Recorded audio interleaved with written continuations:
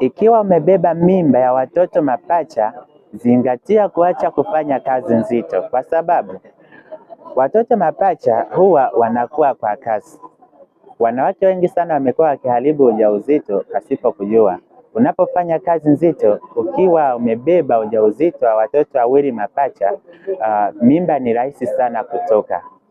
Kama umeenda hospitali kupima na ukaambiwa kuwa umebeba ujauzito wa watoto wawili, zingatia hilo kabisa, usije ukaharibu.